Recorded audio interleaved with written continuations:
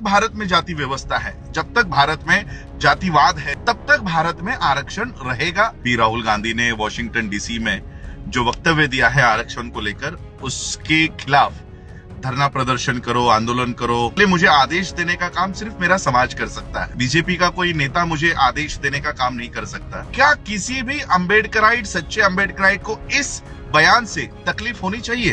राहुल गांधी हमारे लिए कोई प्रिय व्यक्ति नहीं है। हमारे लिए कांग्रेस और बीजेपी दोनों सेम है। यहाँ पर तो खुद प्रधानमंत्री चीफ जस्टिस को मिलने जा रहा है। अब चीफ जस्टिस प्रधानमंत्री के सारे पेपर्स पास कर देंगे। इतना बड़ा इशू भारत के लोकतंत्र को लेकर हो रहा है, वहां पर ना तो बहन जी, ना तो मेरे चाचा जी और ना तो आठवले जी इसके ऊपर आंदोलन कर रहे हैं, ना तो इसके ऊपर एक जबान से भी नहीं बोल रहे।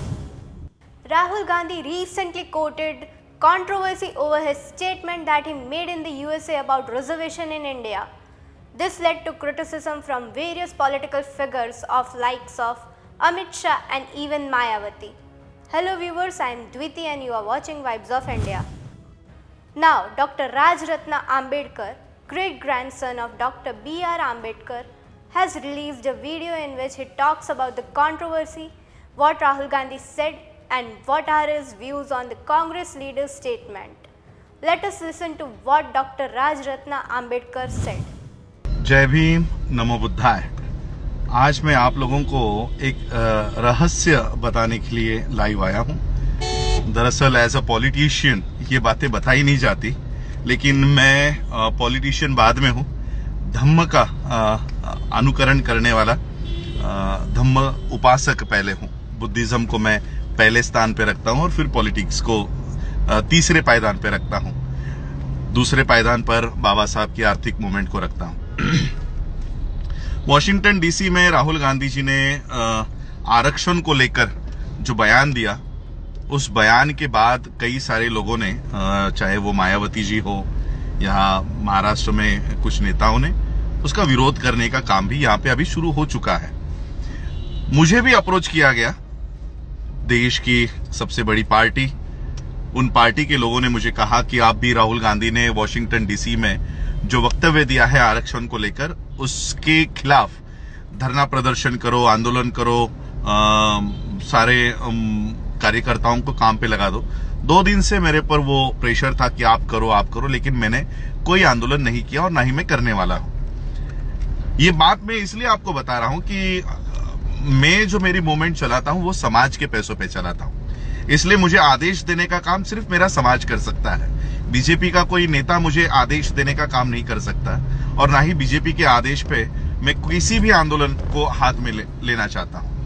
अब ये आंदोलन क्या जो हो रहा है, राहुल गांधी ने वॉशिंगटन डीसी में अपूर्वा रामास्वामी ये लड़की ने एक सवाल किया कि भारत में कितने दिनों तक आप जातिगत आरक्षण कंटिन्यू रखोगे, कितने समय तक रखोगे, क्या आपकी पार्टी आरक्षण को रद्द करेगी?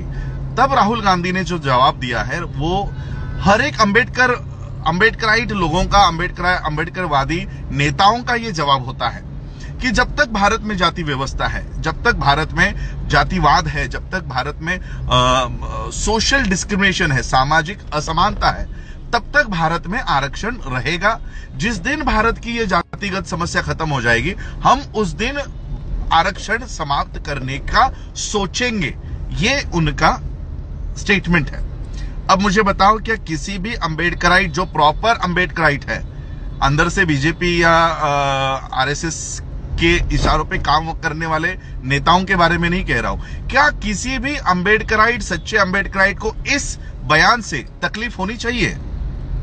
बल्कि ये तो हमारी भूमिका है कि आरक्षण कब तक होना चाहिए कि जब तक जाति है, जब तक जातिवाद है, जब तक सोशल डिस्क्रिमिनेशन है, तब तक आरक्षण होना चाहिए।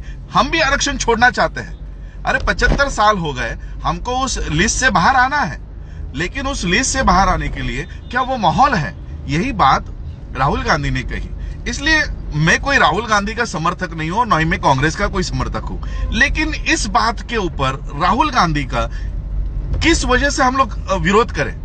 राहुल गांधी हमारे लिए कोई प्रिय व्यक्ति नहीं है। हमारे लिए कांग्रेस और बीजेपी दोनों सेम है, लेकिन किस वजह से आंदोलन करना है, ये तो हमारे दिमाग को समझना चाहिए। क्या राहुल गांधी के इस स्टेटमेंट के ऊपर हमको आंदोलन करना चाहिए? आंदोलन किस वजह से करना चाहिए मैं आपको बताता हूं। आज जो लोग राहुल गांधी ने वॉशिंगटन डीसी में आरक्षण को लेकर दिए गए इस बयान के ऊपर अगर आंदोलन कर रहे हैं, तो मैं उन लोगों को कहना चाहता हूं कि कल नरेंद्र मोदी इस देश का प्रधानमंत्री चीफ जस्टिस ऑफ इंडिया के घर पर गया, गणेश जी के आरती के लिए गया, एक संसद का हेड और एक सुप्रीम कोर्ट का हेड, ये दोनों भी ऑटोनोमस है, इन दोनों को आपस में किसी कार्यक्रम में भी नहीं मिलना चाहिए। ये एक दूसरे के घरों पे जा रहे हैं। चीफ जस्टिस ऑफ इंडिया का विरोध क्यों नहीं कर रहे हो? प्रधानमंत्री का विरोध क्यों नहीं कर रहे हो? ये जो आरपीआई वाले जो छोटे मोटे फ्रैक्शंस है, आठवले गुट है, यहाँ पे हमारे प्रकाश अंबेडकर जी है, वहां पे मायावती जी है, वो इस मुद्दे के ऊपर आंदोलन क्यों नहीं कर रही है? जो लोग आज किसी के इशारे के ऊपर ये आंदोलन कर रहे हैं, उनको इस विषय के ऊपर आंदोलन करना चाहिए, लेकिन वो इस विषय के ऊपर आंदोलन नहीं कर रहे। आंदोलन कर रहे हैं कि राहुल गांधी ने आरक्षण के खिलाफ उन्होंने बयान दिया है। बल्कि मुझे तो लगता है वो आरक्षण के खिलाफ नहीं, आरक्षण के समर्थन में उन्होंने ये बयान दिया है। उनके पर्सनल राय या अंदर से हिडन एजेंडा कुछ भी होने दो, लेकिन जो आज ये उनका इंटरव्यू यूट्यूब के ऊपर है, किसी लोगों को इंग्लिश नहीं समझ में आता तो प्रांतिक भाषाओं में भी उसको अनुवाद किया गया है, हिंदी में अनुवाद किया गया है, मराठी में अनुवाद किया है, यूट्यूब के ऊपर वो अवेलेबल है।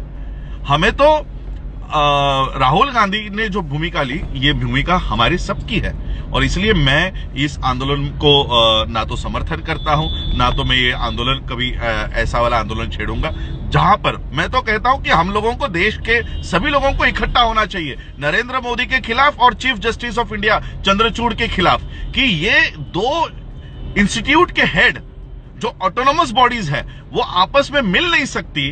वो एक दूसरे के घरों पे जाके, अगर घर पे, मैं एक एजुकेशन से जुड़ा हुआ इंसान हूं, मैं आपको एक उदाहरण देना चाहता हूं कि बोर्ड के एग्जाम में जिस टीचर का, जिस प्रोफेसर का जो करेक्शंस के लिए, पेपर चेकिंग के लिए होते हैं, उसको पहले पूछा जाता है कि तेरा बच्चा तो एग्जाम्स के लिए नहीं बैठा था ना, तेरे घर का कोई नेफ्यू, तेरा कोई भांजा भतीजा तो एग्जाम के लिए नहीं बैठा था ना। अगर उसका भांजा या भतीजा या बच्चा 10वीं के या 12वीं के बोर्ड के एग्जाम के लिए बैठा है, तो उसको पेपर चेकिंग करने की अथॉरिटी नहीं दी जाती, उसको पेपर चेक नहीं करने दिया जाता। क्यों? क्योंकि उसका खुद का कोई तो रिलेटिव उस एग्जाम में बैठा होगा और वो एग्जाम में उसको पास करने का काम करेगा। यहां पर तो खुद प्रधानमंत्री चीफ जस्टिस को मिलने जा रहा है। अब चीफ जस्टिस प्रधानमंत्री के सारे पेपर्स पास कर देंगे। इतना बड़ा इशू भारत के लोकतंत्र को लेकर हो रहा है, वहां पर ना तो बहन जी, ना तो मेरे चाचा जी और ना तो आठवले जी इसके ऊपर आंदोलन कर रहे हैं, ना तो इसके ऊपर एक जबान से भी नहीं बोल रहे।